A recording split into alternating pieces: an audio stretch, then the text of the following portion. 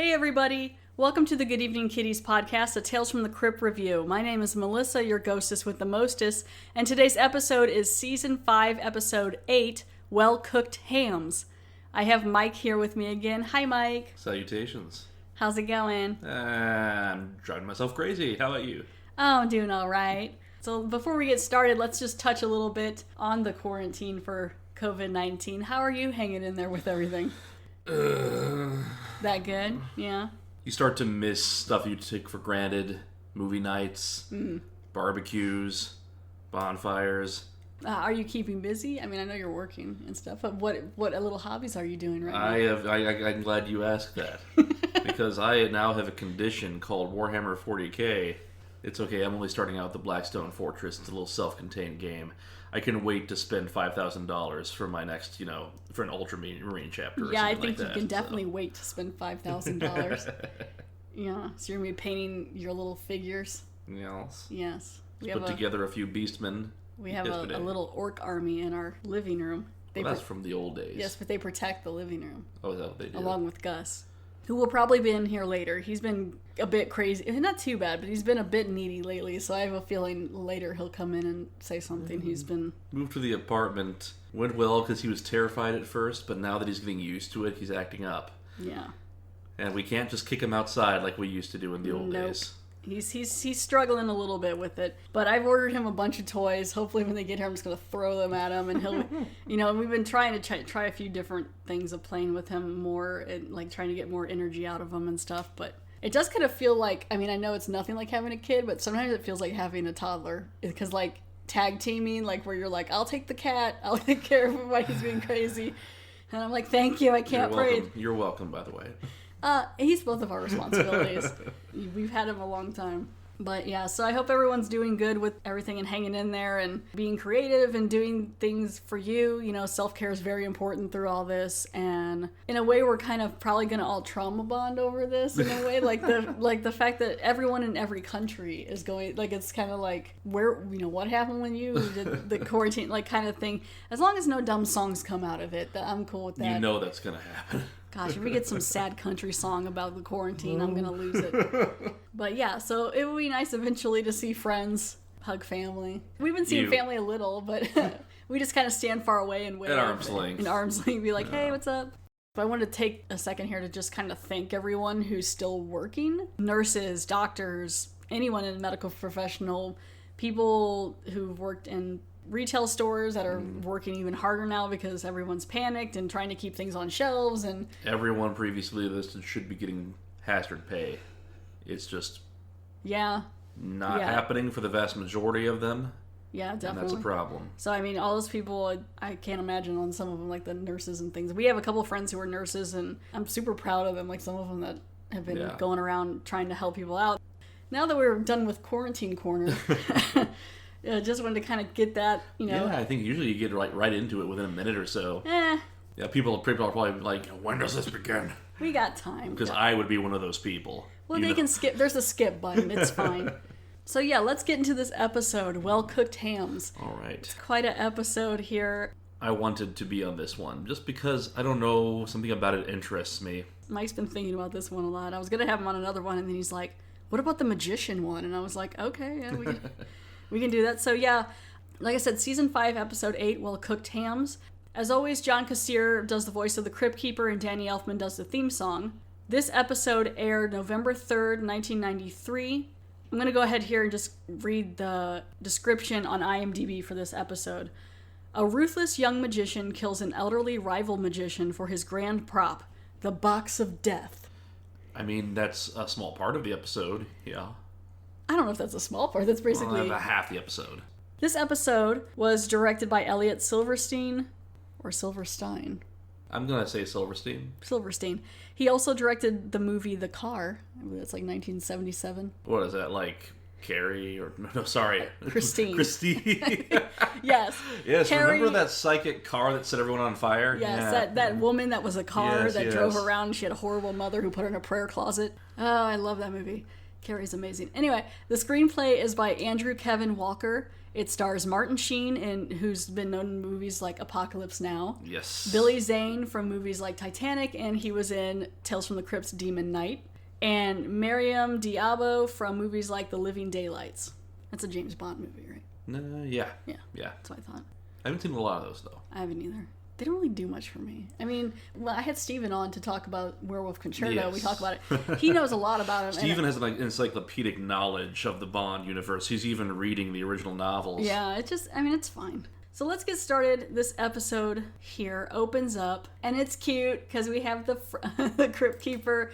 First of all, he's dressed in French accoutrement. The stereotypical, what Americans thought French people dressed like in the late 20th century. It's it's cute. You know that, like, a mime, basically. I don't think any Frenchman is actually dressed this way. Yeah, and then he's got the black and white striped shirt, and then he's got the red scarf around his neck, and he's got the mustache and the beret tilted to the side.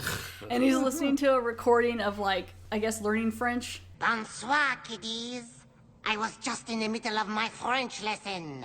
Your pal, the Crypt Keeper, has decided to see Le Monde.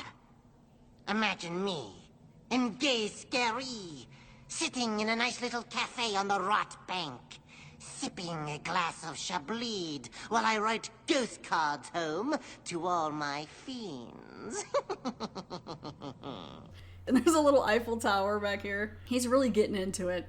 I'm not quite sure what this has to do with the episode. Is it because he's learning a lesson and then Billy Zane gets taught a lesson? No. Okay. I think they stopped linking the intros to the actual episodes, I think, fairly early, sometimes, didn't they? Sometimes every once in a while in a season lately, they'll have one where I'm like, okay, I see where, what they're going with that. With Two for the Show, it was doing stand-up, so I think it was just kind of like the whole show thing. So that's why they had stand-up, but it was still pretty loose. I'm not even sure why this is really called well-cooked hams. Is that like a phrase of something? I mean, it's like, like you're a ham, you overact, you are boisterous, bombastic, you're Brian Blessed. I mean, it could be maybe because... That's overacting in a good way, by the way. He gets ahead of himself. I don't know. Maybe it has something to do with greed, because Billy Zane's character in here is definitely greedy. That's basically just him in a nutshell. Is greed to the point of stupidity, yeah. Though. And I think, we'll get into that later, but... Yeah, French Crypt Keeper, very cute. So this opens up, and it's more of a period episode. So it's like set... It's in the past. The late 19th, early 20th century is like, I'm thinking 1890 to 1910, something like that. You think it's that old? Just because of the way everyone is dressed. Yeah. In the audience, at least. And Billy Zane plays a magician named Miles Fetterman. And he's on stage doing his act, and he's not very good at it. And it's funny because he's trying to, like, get this fire to come out of his top hat, and he's fighting with the fire. Like, it gets too big, and then he's like, oh, come on, fire. I automatically had, I don't know if have you reviewed Demon Knight yet? Yes. Yeah, of course you have, yes. It just reminded me of that scene where he's like, whoa, down boy. Yeah, with the flame penis. Yeah. Yeah, the flame penis. I talked to Jonathan about that. Rise up, glorious fire, flickering friend, rise up, rise up, rise up. Yes! Rise, O magic flame, rise higher and higher and higher and higher, rise, I say.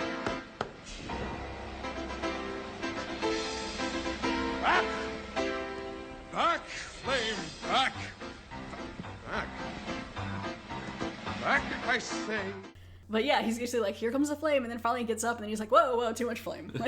And then it lights his, I want to call it a baton, but that's not, is it a wand? Magic wand? I love him because whenever he's exasperated, he does a very good job. Yeah. And so he ends up blowing it out, the fire, and then he has the wand on fire, and he tosses it to his assistant, who catches the hot end, and she's like, ooh, and drops it. And then she goes right back, though, she talk about professional. She recovers very well. Second-degree burn, and all of a sudden right back, She's like, oop, never mind. And she's in some sort of, it's very shiny corset, weird hat thing. Magician's assistant attire. Yes. So he's not doing a very good job, and everyone in the audience, there's like 8 people in the audience. One's like asleep, one's coughing. 8? There's only 3. Wait. I'm giving him the benefit of the doubt. And there's at least 5 that they're showing. He's not very good. He's not very good at what he does as a magician. Lazy magician. Well, that's the thing. He doesn't want to put the time in, I think. Yeah. And I don't think he has anything else he is good at. At least the people that come into his show don't seem like they have a lot of money, the way they're dressed. And compared to later, they look a bit dumpy, but they don't look poor. They're not dressed in rags or anything. I mean, they're not super fancy compared to the later one that we'll get to. But yeah, he pulls like some flowers out of his hat. The flowers set on fire. Everything's falling apart. And his assistant is fed up. First of all, her hand's burnt. Yeah. And she's like, I could do without this, thank you. Her name is Greta. Greta is the assistant, played by Miriam Diabo. And she's following Miles around and being like, you know what? Zorbin taught me everything. Will carry on the act and be even bigger than he was.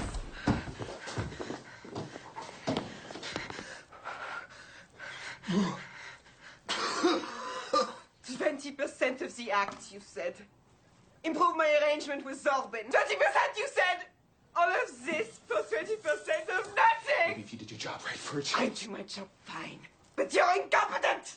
If Zorbin were here to see what we did tonight, in his name, he'd slit his own throat! In the 3 months since Zorbin disappeared, you have taken his great magic act and turned it into a joke. And she notices that Billy Zane has this medallion on his neck. It belongs to Zorbin the Magnificent, who I guess in a way was, kind of like his mentor. Yeah, Miles used to be his protege, and then Zorbin disappeared Zorbin mysteriously. disappeared, yes. So Zorbin disappeared, and Greta is suspicious because Miles, Billy Zane's character, has the medallion, which was Zorbin's, and so she's like, you killed him, didn't you? Like, she's like, I know something happened to him. So he laughs it off. He, mocks her, saying, well, you know.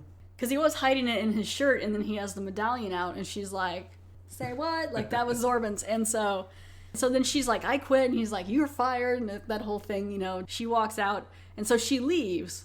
And when she leaves, there's a voice on the side. Oh. And I'm going to have you do his accent probably later. Oh, yeah. And he calls her Fraulein. And it's like this gruff face with this beard and these glasses. I like the glasses. They're kind of like these tinted little shades. Very nice. And he's like, oh, Fraulein, come here. And she's like, what? And then it just kind of cuts from there. So you're like, who's this guy? I'm assuming this is probably Zorbin, even though... I automatically got Cabinet of Dr. Caligari vibes from the guy. Yeah. I look a little different, but there's that same kind of energy. That same, look at me, creepy German guy in a top hat. So now Billy Zane is back at it, and he has 2 new assistants. Now I don't know how he could afford to give them any more money. Hi, Gus. Oh no, the Hi, beast. Gus. You come say hi? Do you want to be in the box of death? Your litter box is the box of death. Keeps up with the behavior he was doing last night. We just might put him in the box of death. Oh, he'd make a wonderful assistant. Yes, he would just go, Gus, hand me the lever. Wow. the lever, Gus. Well, as long as he worked for treats, but he ate all the treats, so we have to wait a few more days before we get treats till we do another food run. So he's just going to have to deal. I told him to ration them. Because, cats understand. It's almost like he didn't understand. I know, because he's a cat. So he's back at the show. Billy Zane's character, Miles, is back doing the show. And same old thing. Now he's got 2 assistants. They're twins. Are you sure they're twins? Yes. Oh, okay. I saw in the... I guess I watched this I rewatched this in such poor quality on YouTube. I mean, you can recently. see it right there. But even in, the IMDb thing, I believe they are twins. And so they're trying to smile and be like, hey, because it's taken him forever. Again, the flowers light on fire. He's not nailing it. He's getting angry now. And now definitely people are sleeping. There's even less people in the theater. And sitting in the back, you just see a cane. So it's like the head of a cane, and he's got some hands on it, or got his hand on it. And you're like, oh, something going down. So then he comes in the back, and he's yelling. He's, of course, projecting it all onto the assistants. If you were acting more assistant-y. That's a running theme in this. He constantly fucks up, and each time he does, it's never his fault. So I'm pretty sure they quit too, if I remember. And so then this man comes in. You see that look. And there's a thing he does with his shoulders and his massive caterpillar eyebrows. He leads enters. with his shoulders, is what he leads. So this is Martin Sheen playing this character, and you really don't see Martin Sheen playing a lot of characters like this, I think. I don't know. It varies. Not to this extent. He could pull off character acting quite well, actually. I know, but not to this, it's kind of comical. It's comical. It's over the top. Yeah. And at first I was like, oh, that's Martin Sheen. It's kind of interesting. It is one good thing about this series. It's interesting. Sometimes you're able to see actors put into a role that usually you're not used to seeing them in just because of the nature of this. Yeah. It's cool. And I'm being clawed by the cat now all of a Gus. sudden. Gus, So, stop that. So Martin Sheen's being all crazy and coming in as this character named Kragen. I hope I'm not disturbing you. My name is Kragen. Franz Kragen. Yes, and? I saw your show tonight, my darling boy. And I wanted you to know I thought it was very interesting. Oh, thank you. Thank you very much. Where were you sitting? Because I didn't see you. I was in the shadows, of course, but I assure you, my darling, I didn't miss a moment of it. And being an illusionist also, I thought I might invite you to come and see my show, yeah? You're an illusionist. I'm the greatest illusionist, yeah. How come is it I've never heard of you? Well, probably because I don't play at this part of the country very often. I like to move around. So he's this character named Kragen, and he comes in and he's kind of like, he's really like bent over, right? He's like all hunched over. He's not a hunchback, but he looks like he's trying his best to be one. I think his cane's just too short. So he's like bent over, he's got like his hair kind of like flied back, and he's got these cool like glasses that are shaded, and then he's got the beard and everything, and very thick German accent. Yeah, that's one thing I was seeing in a lot of write-ups of this episode. I was finding every which way. Reviewers kept on saying, "Oh, you gotta see Martin Sheen's awesome Russian accent." Yeah. And I'm thinking, come again? Yeah, it's obviously definitely not Russian. How Russian is Domkov? I mean, for one, he says Fraulein like 4 times. It like, doesn't make any sense. But if whatever. that gives it away, I mean that. People have the right to be wrong on the internet. That doesn't give it away. Martin Sheen is kind of like channeling Dr. Quackenbush. You know, like from Disney a bit, because he's got that same kind of like Austrian kind of like thing going on. But yeah, he's like, come see my show. It's sold out. I have sold out shows. And so then he's a little interested. He's like, what? So it's apparently, okay, so according to this announcement he gets about Kragen, it says, now appearing at the Ellingham Theater 1 week only, Kragen featuring the Box of Death. So the Box of Death. So he's intrigued, Miles is. So he's like, yeah, I'll go see this Box of Death. So he shows up in the audience. It's sold out, right? So Kragen is there all hunched over with his shiny cape, and people are smoking cigars, and everyone's a little more fancy, I think, in this. The ladies definitely look a little more fancy, and it's sold out, and he's explaining his trick. So what it is it looks like a stand-up coffin, right? It's a coffin that's upright. Above it is this metallic... It's a series of winches and like pendulums. Basically, the pendulum, there's like 6 of those, and there's like swords on the end of each one. So there's 3 on each side, and it kind of just swings down like if you had a bear trap on the ceiling, and then it clamps down. So the knives are going to swing down into the Box of Death, into this coffin, and there's a lid on it so you can't see, and then there's like a plank of wood there to keep it closed. So how the trick goes is he's going to come over, he is going to climb inside this Box of Death, and they're handcuffing his hands up above his head once he gets in the Box of Death. And then they're putting this burlap sack around him, closing him in with, I believe, a lock. Yeah, so this is classic Houdini kind of stuff. Yeah, so it's a lock. And all this time, there's a rope above a little flamed candle. So they got to hurry because it's on a time. When that rope burns, it's going to bring those knives down. So to make it even more intense, they have a container of sulfuric acid above his head. So if he wiggles around too much or tries to like escape or anything without doing it the right way, that's going to fall on him and burn him. And they prove it by holding it up and taking a flower and sticking the flower into the acid, and it's all burned. That's showmanship. Yes. He does do a very good job of like getting everyone to look at him. He's like, this will probably fucking kill me. Okay, let's go. He's like, you see this? And burn up this flower. I'm not kidding. Yeah, so he gets all in there, then they close the door. You can hear him rumbling around in there, and then he does a really great job of overacting, like, oh no, oh, it's stuck, oh, I'm not going to be able to get out, oh. He does it in kind of a deadpan way, like, is there something wrong? Yeah, something terribly wrong. He's like, oh, it's so wrong, oh, someone opened it, I'm not kidding, you know, and everyone's like looking around like, is he not kidding? Like, what? Is this part of the act? And then the flame breaks, and the knives come down, and everyone does a 1 minute, yeah, I think there's something wrong here. Yeah, there's something very wrong here. Please, can you hear me? Open the door. Please, I pray you open the door. There's something very wrong here. Open the door. Oh my God. Open the door. It's pretty cool. I mean, it's a cool trick. It comes down, and he screams. Yes. And the women are like, oh, you know, clutching their pearls and shit. The assistant, who is a good assistant, runs over like she's all scared, like, oh, well, that's God. Greta. Is it? I'm pretty sure it's Greta already. You can't ever see her face, really. Yeah, but Do you think that's why? Yeah, you see her for a bit. I'm pretty sure that's Greta. Because I feel like Billy Zane would have been like, what the hell is Greta doing Well, up there? like later on in the scene, it looks like, well, you'll see. I guess it is. It's kind of hard to tell. They really don't really emphasize it It's much, I definitely think. Greta. Yeah. Unless he says it. That's weird, though, that Billy Zane wouldn't be like...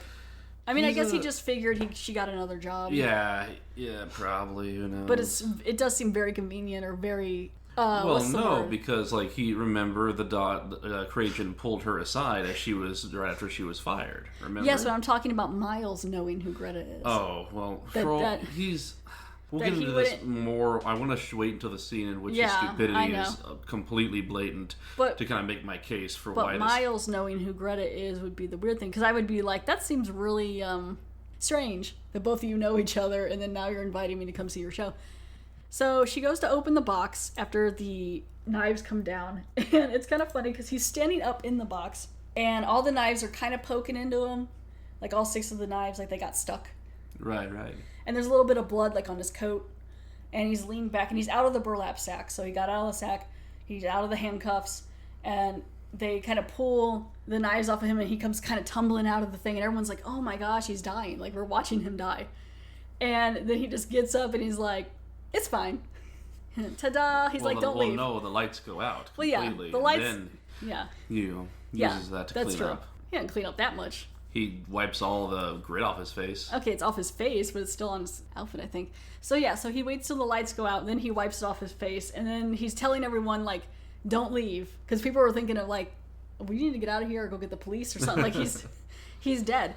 And so he stands up and he's like, don't leave, I'm fine. And so there's, like, a whole collective sigh. People just like, whew, okay, I thought I was gonna have a heart attack. Like, there's like, I mean, he could have maybe killed someone the way that, I mean, that's traumatizing. So the show's over, people are excited, everyone's happy. Billy Zane is like, yeah, it's amazing, you know? So they're backstage now. Yes. Now they're backstage. Mike's excited about this scene. That's so confusing. Okay, we'll get to it. It's a lot. So he's backstage, and Kragan's bent over his dressing table, peeling an apple. Yeah, not even eating the skin though, just eating the the piece of apple. Because you can't have fiber. You can't have that extra fiber skin. No, I guess not. I never. If I eat an apple, I'm going to eat the skin. Right? I mean, well, you don't normally. Even if you carved it with a knife, I think you put the skin in your mouth and then you go. I'll just eat it. But he's like, no, I don't do skin.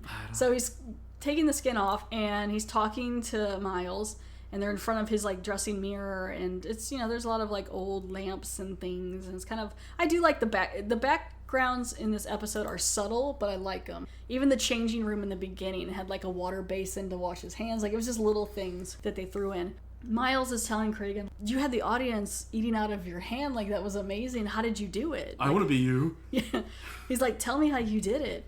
He goes into detail right off the bat. He starts explaining his act. He explains that there's a false back to the coffin that is on springs, and he just leans back on it and gets out of the way of the swinging blades.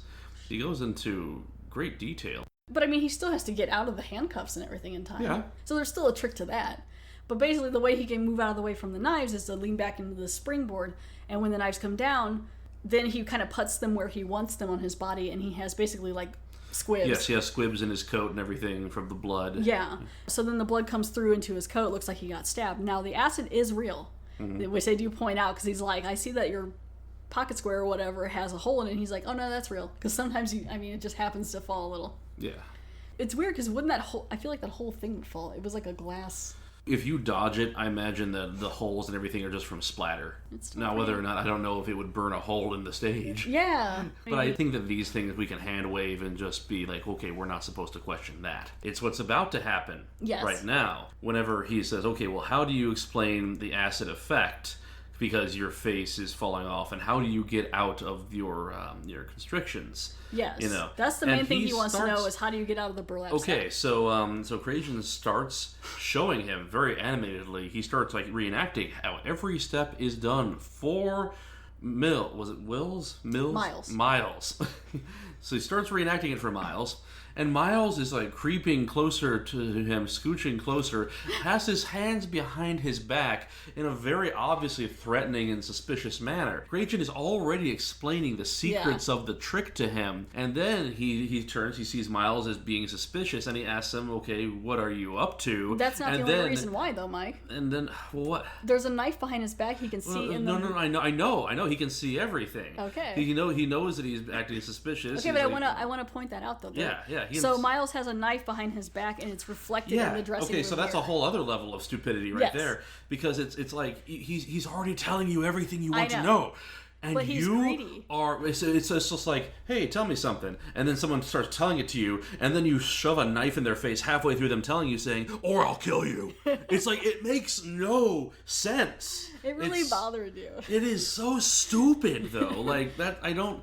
It feels like they wanted to force some drama out of the scene. They maybe didn't know how to make it flow a bit better. Because what would have been better would have been for him to just say, like, oh, like after he told him, like, the first round of secrets, then he was like, oh, how do you do the thing with the acid? Oh, that's right, it's secret. No, come on, please tell me. Oh, no. No, I want to know. No. And then, like, be threatened. Because, before Kragan could even finish explaining the burlap sack, he sees the knife behind Miles' back, and immediately is like suspicious, like, what are you doing? And he's like, I'm doing nothing. What? And then, so stupid. But it doesn't make any sense, because he could have got the secret first and then killed him if he wanted to.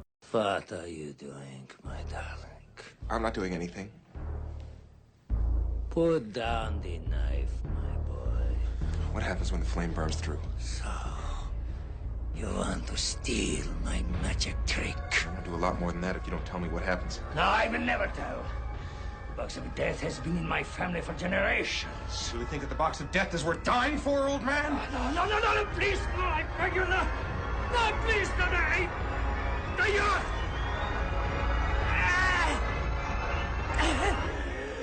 So he ends up stabbing Kragan. Tries to wrap him up in the sack a little bit. Yeah, he puts him in the sack. Yeah. It's a big sack. He puts it in the sack and he leaves there, and he's like, okay, peace, bye, good luck to you, whatever. He implies that he's going to be dumping him in, like, the river or something. I think he might have just left him there. He said you're going for a swim or something like that. Did he? Yeah. Okay, never mind. Well, I'm glad you're here. But we did. When I'm interested in something, I will typically rewatch it. You gotta rewatch stuff, otherwise you forget it. I know. It's been a time. So, yeah, he implies he's going to dump him. Fine. He implies he's going to dump him in a river. But it just cuts to the next scene. And now you can tell he's doing... Is that a different vest? I don't know. I think it is. But the women, the two assistants, are in different outfits. And they look a little more fancy. So I think he's trying to, like, really put it in there. But I think he also stole probably Kragan's stuff. Oh, yeah. Because he has the box of death, so... Yeah. And that's super, super suspicious. It's just like this hack magician visits, a very renowned magician off stage. Renowned magician goes missing, and all of a sudden the hack magician has all his stuff. Yeah, that's the other thing I'm not a fan of with the plot, is because there's no way Billy Zane could ever think he would get away with it. Yeah. I don't care how far away. I mean, maybe back then, but... I think that a lot of it I don't think they lived that far away from each other. I think a lot of it might also come to the writers being influenced by, stories of, H.H. Holmes, Jack the Ripper, what have you. The idea that back then you could get away with murder so easily.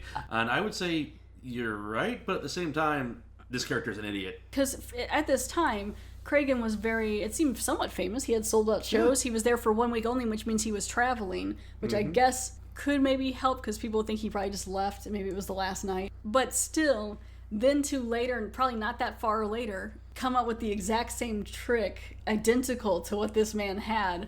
Because it's not like a trick you'd see all the time. It's not just like pulling a rabbit out of a hat. It's a whole process. It's so cocky. It's very wishful thinking. Otherwise, why would he have so many times in his early days in which he would just be killing it out there, failing awfully in front of people, to the point where, you could tell that it's probably the umpteenth time this has happened. Just from Brenda's reactions. They both do a good job in this, Martin Sheen and Billy Zane. I mean, it's very good. There's not a whole lot of people in this episode. It's mostly just background characters and things. Yeah, so Miles is enjoying the fruits of his labor now with his new act. This is where the time skip, I think, kind of comes into That's play. been a couple weeks at least. I think. I don't say at least a couple weeks. A lot of things here are kind of skimmed over a little bit with the time flow, so it's a little hard with this episode. The whole plot is very, very compressed. It feels very almost compressed. like it could be a whole movie, in fact. So Miles is sitting there, and in through the door, or there's a knock at the door, and in comes our next character. His name is Thomas Miller, and he is a photographer, does like video kind of photography. Well, this is a little bit before video. Well, it's the like. Let's push the glasses up on my nose. It's the it's like having a viewfinder kind of thing. Early camera. Yes, and he shows up and he's like, Mr. Federman, ladies, I hope I'm not disturbing you. My name is Thomas Miller. I cannot tell you what an honor it is to meet you, sir. Yes, sir. And I believe I have something here that you will find mighty interesting. Nothing personal, friend, but I've got a performance in a few That minutes. is exactly why I am here, sir. I'm going to make you a wealthy man. Maybe you don't understand me. I said I've got a show. Do you know what this is, sir? This is a moving picture camera. I'm not interested in toys. A toy? No, sir, this is no toy. I want to get you doing your famous trick or whatever. You'll be so famous once I get this and people can see it. And I love how he doesn't really even explain what it does. Yeah. He's just like, okay, it's going to make you rich. All right, let's make a deal. And now this character, it's still Martin Sheen. Yeah, it's so funny because I wasn't looking at first when I first You could definitely heard tell it. with this one. I wasn't that it's looking at Martin his Sheen. face, but I was just like, Robert E. Lee? Yeah.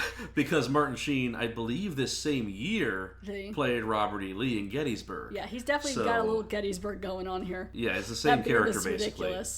That beard is ridiculous. And Looks different, so, though.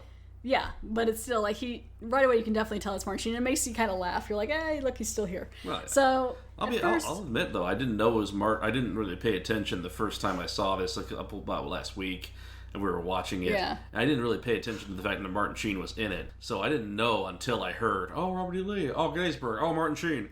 You know, I was just like, yes, Craig is very different, you know, from anything else I've seen of him, but pulled it off, I think. yeah, it looks like they probably had a fun time. And so, at first, Miles is like, you know what, I don't need it. But then he explains he could be really famous and all this stuff. And so he's like, you know what, fine, you can tape it. 50-50 partners, of course. A gentleman's agreement. 30% for you and 70 for me. A real gentleman. So, Thomas Miller, the photographer, goes in the back to record this, and the show starts. He's going to do the box of death. And while he's explaining what he's going to do, you can see the back panel of the box of death getting open. Yes, Greta has snuck in. They did show that earlier. Yes. She has snuck into the back, into the theater. And she put some planks of wood in there so that they wouldn't be able to push back on it. Basically, she jams the springs. Yes, and then she's got this black cloak, like she's like creeping around like a ninja, like a ninja. No one's gonna find her. This isn't suspicious at all. She's like, don't mind me. So they get him in the box of death, and he starts to like do the key to get it going. Like, what if you drop the key? Like, I feel it's too scary. Well, I mean, that's Too what you gotta scary. do. So he's getting the key unlocked in the lock because I guess he had a key in his pocket. That's how that works, I guess. So yeah, technically, I mean, he still knew the secret then of how to get out of the burlap sack, even though he killed Kragan. Yeah. Again, this is one of those things that like, does drive me up the walls. Of course, unless he was really just wanting to know more about like the squibs and stuff. But I mean, that's that whole like scene, the second part of the scene where they're in the back with Kragan and he ends up murdering him. It really, that second half just is just like this weird tangle of things. I feel like I need to watch it again. Yeah. Well, but it could be just, this doesn't make sense. So he's undoing the lock to get out, and he also has like some gunk, I guess, you put on your face to make it look like you got burnt, Yes. kind of thing. He knows that the candle's gonna break the rope soon, and so he puts the stuff on his face to look, like he's been burnt, and then he goes to scoot back so that the knives don't come down, and the panel won't move. And so he's panicking and he's yelling for help, but people think it's part of the act, and even the assistants do, because that's part of the act. I think they've probably seen this about, half a dozen times so far. Yeah, so they're like, yeah, that's what he normally does. But he's like, no, for real, seriously. There's a little look Yeah. on Martin Sheen's face Yeah. as he is recording, as he is using that manual camera. His eyes are so big. He's like, here it comes. Here it comes. Everyone's just waiting and like, oh, and he's panicking and crying, screaming out and everything. Help! Get me out of this thing. Let me out of here! Come on! Get me out! Let me out of the goddamn box! Somebody open this thing! Somebody open this thing! Come on! Ladies! Oh, girls! Open it! Open the door! the knives come down and they actually stab him. Yeah, and these are full-on swords. These are like cavalry sabers, by the way. They're like swords. Deep. And they're deep in his sides. They open it up, and the assistants are like, ta-da! And they're like, ta-da! And then he's like got his arms up like, ah! Like they're like deep in his sides and his legs. Almost like he's a spider. The 6 swords and the 2 arms. He's a spider. Mike, you love spiders. Yeah. And the assistants are like, yay! And then they're like, oh wait! And they're like trying to get him out of there. They're pulling the swords back, and as they do, I mean, it's real blood coming off of him or whatever. That's not squibs. And he basically just dies in front of everybody. Yeah, his fella face is melting. He's not very happy about it. Yeah, because the sulfuric acid did fall too, because he was pounding on the box so much, so it fell on his head. So when he falls, you don't see it at first, but when he falls down, his hair's like all burnt and missing. It's really kind of gross. Yeah. And so he's been burnt to the scalp. And then that's when the assistants really figure it out what's going on, and they scream. Billy Zane's character, Miles, is on stage, and he's crawling around dying. And from the side of the stage comes out Thomas Miller. He bends down and mocks him, and then he does this, like, magician swoopy thing. He takes his cape, and he spins around in a circle, like, a bunch of times. And is he still in front of the whole group? Yeah, that's what's crazy about this is everyone's watching this. Is everyone watching him turn? Because that feels a little suspicious. Unless they just think it's part of the joke the trick. You know what? This is all part of the show, maybe. And Miles isn't going to die, even though he is. Or maybe they just really don't like Miles. Who knows? Yeah, no one's too worried. And so when he spins and he's done spinning, then he's turned into Zorban the Magnificent. Ta-da! He's been it the whole time. I feel like it's not that much of a secret. He doesn't turn into Zorban. He turns into Kragan, and then he turns into Zorban. God, what is wrong with me? So he turns into Kragan. Oh, and then he spins again. He likes to spin. What are you to put a man down for a spinning hobby? It's just funny because, he spins and then he's like, ta-da, Kragan. And then he's like, wait a second, I'm not done. Spins again. Ta-da, Zorban. I owe you one, Miles. Your version of the box of death is going to make us very rich. That is, Greta and me and another friend of yours.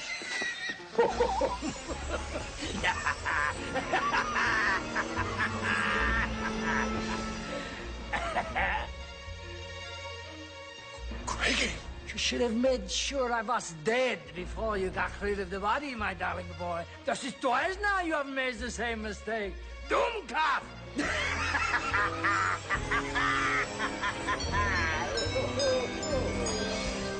Ta-da! Zorban? Oh, Miles. Once a student, always a student. You're dismissed. Zorban?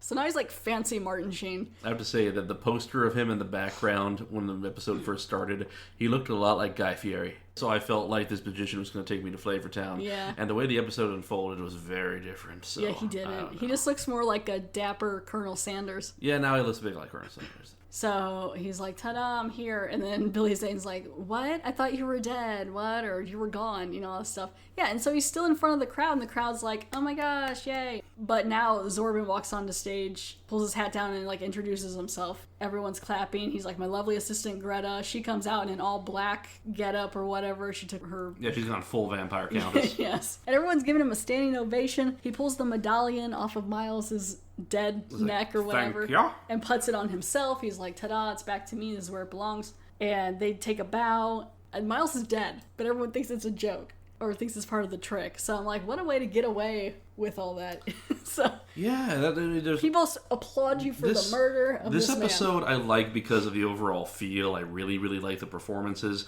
It's just you can't worry that much about the plot. You can't analyze motivations here. It's still fun though. The Box of Death is pretty exciting. Yeah, it's fun. And the acting. I mean, Martin Sheen has a good time. It's great. So I mean, it's not almost everything's in actually. It's not horrible. It's just kind of as far as writing goes. I mean, that or I feel like maybe they had to cut a couple things and it just... It does kind of have that feel. Like I said, it does feel like it's been smooshed down quite a bit.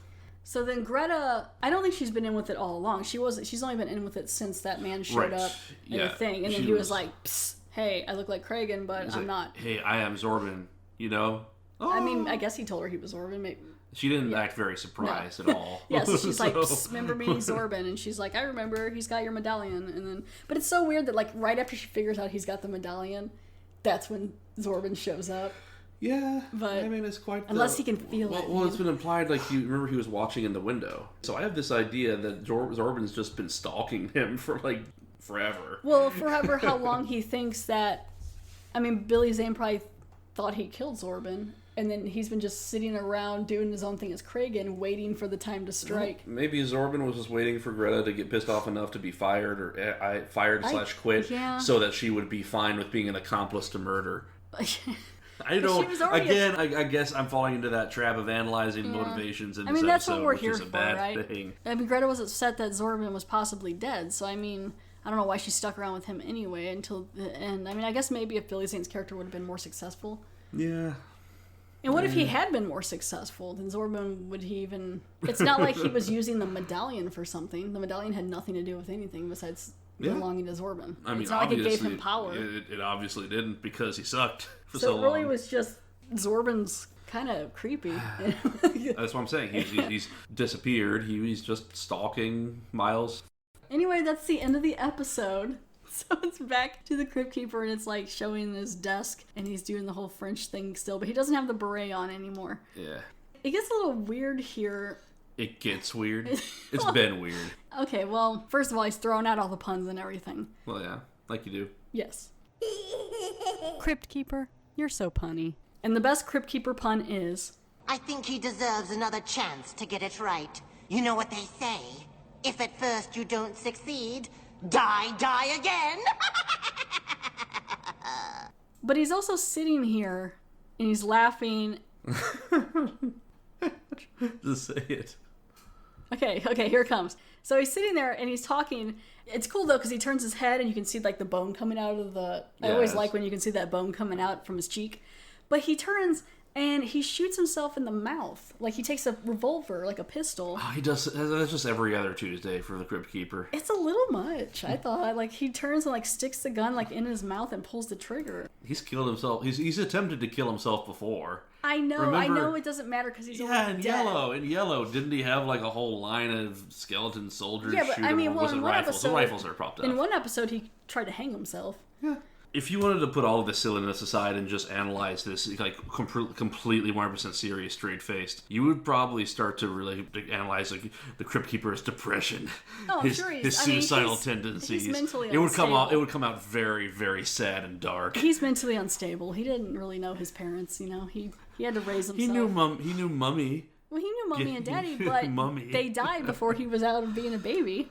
Did they? Yeah, they died in the cave. I want to say there's something that can contradict that, but I can't remember what it is. I mean, technically the mommy was already dead, and yet she was able to give birth, but still.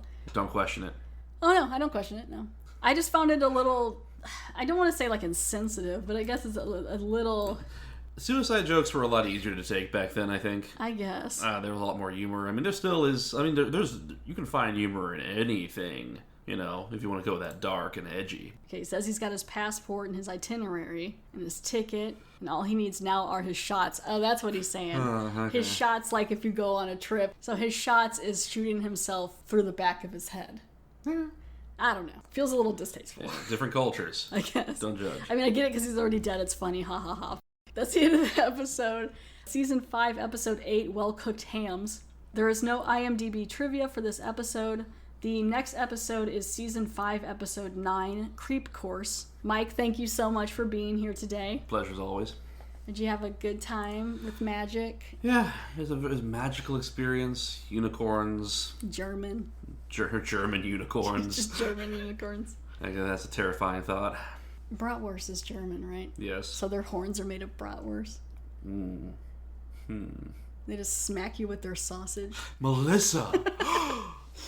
Anyway, thanks again for being on here. Like I said, Stay safe, guys. It was fun. Yes, stay safe. And thank you all so much for downloading and listening to this episode. If you have any questions or comments, you can email me at goodeveningpod@gmail.com.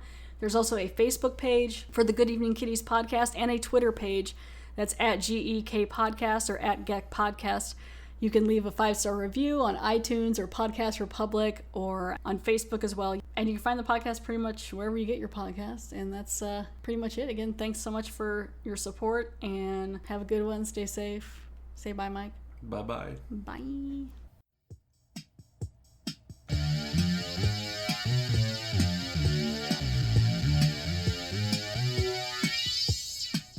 just had quite a scare.